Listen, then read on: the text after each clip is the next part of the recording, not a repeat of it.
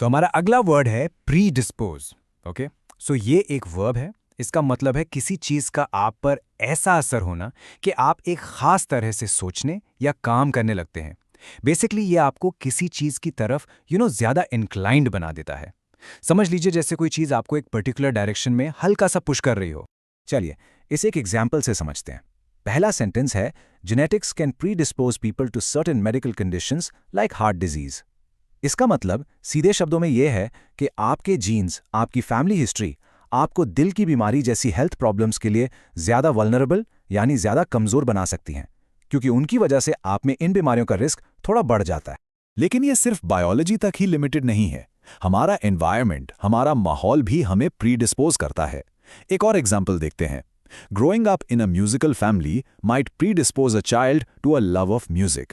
तो इसका सीधा सा मतलब ये हुआ कि अगर कोई बच्चा एक म्यूजिकल फैमिली में बड़ा होता है तो ये बहुत पॉसिबल है कि उनका झुकाव नेचुरली म्यूजिक की तरफ हो जाए, उनका इंटरेस्ट उस तरफ बढ़ जाता है। और हाँ, ये वर्ड सिर्फ इंडिविजुअल लोगों पर ही नहीं बल्कि पूरी कम्युनिटीज पर भी अप्लाई हो सकता है।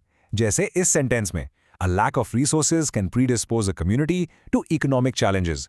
यानी कि जब रिसोर्सेज की कमी होती है तो वो सिचुएशन एक पूरी कम्युनिटी को इकोनॉमिक प्रॉब्लम्स के लिए ज्यादा रिस्क पर डाल देती है, उन्हें और कमजोर बना देती है। आप इस वर्ड को अक्सर न्यूज़ हेडलाइंस और रिसर्च स्टडीज जैसी फॉर्मल जगहों पर देखेंगे। For example, study finds early life experiences में predispose individuals to particular career paths.